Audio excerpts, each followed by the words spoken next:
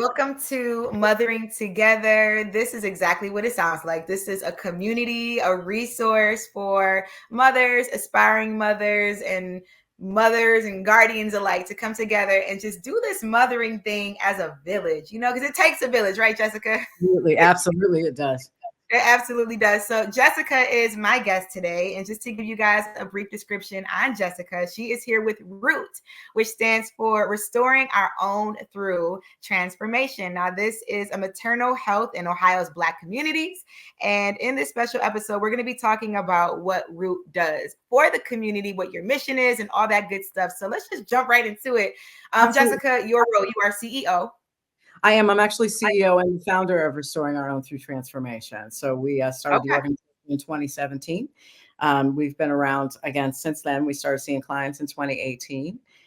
We're happy to say that we are entering into our 7th year, and we are still maintaining a 0% Black maternal and infant mortality rate within the families that we serve. I love it. That's major because we know the statistics. We hear those numbers all the time. So that's amazing. So let's talk about how ROOTT got started and what inspired your mission. Well, actually, ROOTT got started because it really was a matter of let's get back to the root, right? So I'm a mother of 3. I have adult children. I now have grandchildren. But during the time that I was having children, I experienced some issues with my second pregnancy. That led me to really kind of get back to some of my roots and culture when I had my 3rd child. So with my second child, I had a preterm baby. I had preeclampsia. And really the only thing that I was being told, because I met all of those social determinants we talk about, right? Had a husband, was a research nurse, had all of the things going on, but then I still had these issues. And the only thing they could really say was that, we just see this happens more often with Black women. And that just wasn't something I was willing to accept, especially because my first pregnancy wasn't that way. But I also remember distinctly that I had my grandmother, my great-grandmother, my dad, I had family surrounding me during that first pregnancy. And I did not have that kind of support during the second. And so after my 3rd child was born, I decided to really full on go into this work. So I had already been a nurse for almost 10 years at that point.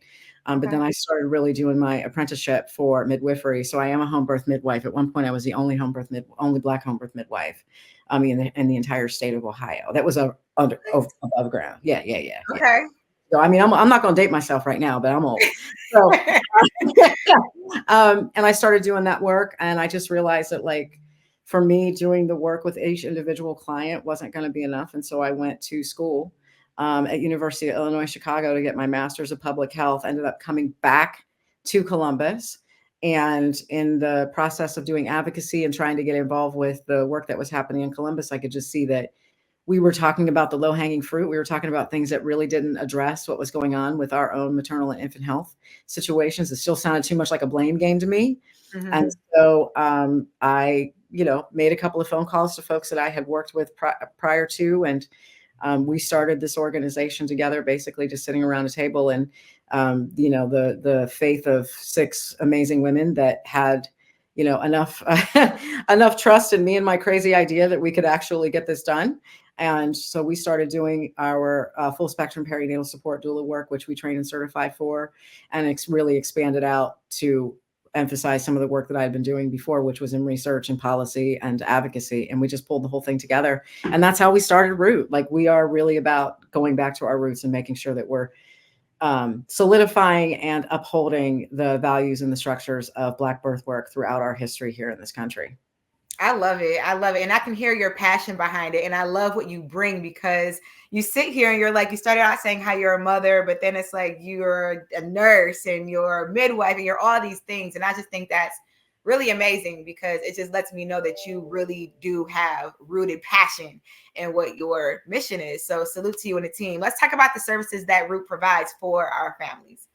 Well, it has really evolved. Again, we started out as doing kind of what most people traditionally know is birth doula services, but we became really aware very quickly, and this is part of the principle, is that it's not just about the birth experience. Yes, we hear a lot about these birth experiences and what happens to us, but how is it that we get there?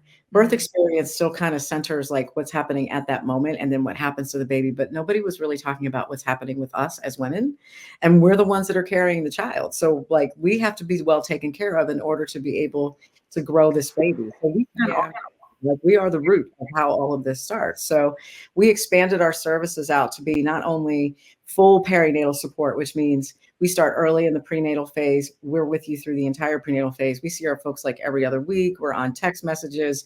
We make sure we provide resources if necessary, and that's resources across the board for behavioral health, for peer-to-peer community support, then for like the diapers, wipes, breast pumps, education, support for dads, which is really important and key Yeah. in this process.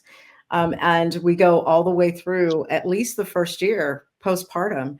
But we have the ability to be able to go up to 3, Mhm. specifically within programs. And we've had families that have stayed with us for longer. So we really do have this like situation where we've created a village where folks may not be a part of our program anymore, but they're still really close with people inside of the organization. And so they'll continue to call and keep in touch. And we try to do community events and those types of things.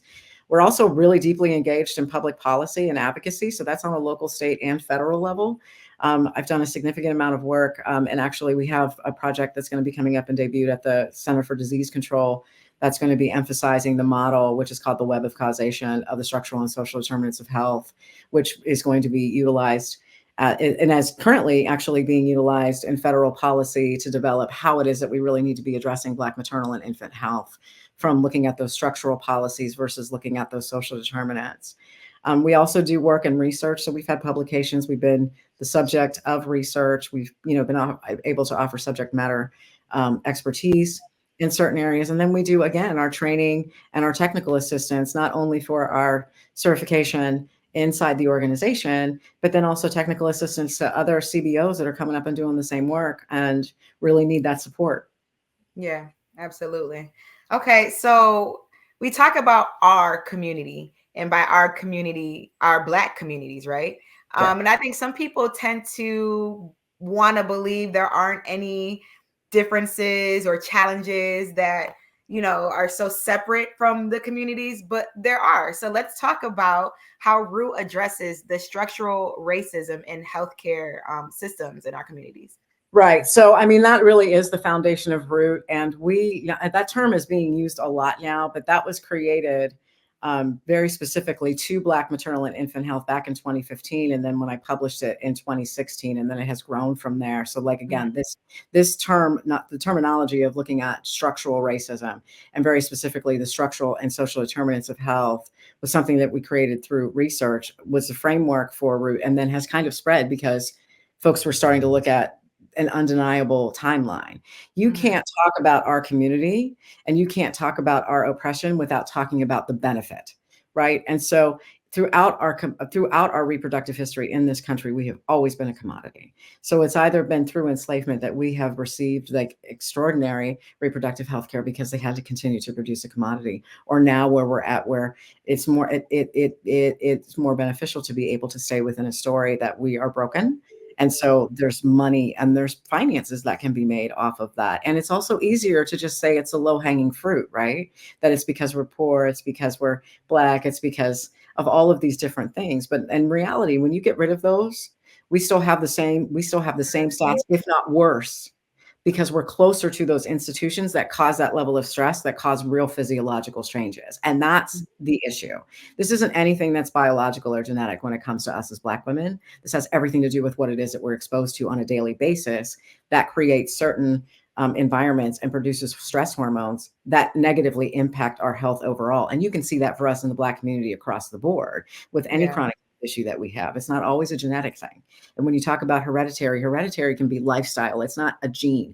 And so we're very, very clear about making those distinctions. There is a huge difference because when you still have text, when you still have, and I'm a nurse, right? But when you still have nursing curriculum, when you still have medical curriculum, when you still have these major institutions that are teaching the folks that are supposed to be taking care of us about how it is that we're automatically a deficit and utilizing Black as a behavioral health concern, when it's being Black is not a behavior, it's a problem. And so what we've done and how we've addressed it and how we address administration and how we work with certain hospital systems and how we work with certain providers is to be very clear. It's not normal to see us have high blood pressure, and you shouldn't see that it's a normal for us. It's not normal to just automatically schedule an induction and say, oh, you have preeclampsia, because how did we get there to begin with? And one of the reasons that we have the results that we do is because we start from the beginning. We've had many people that have come to us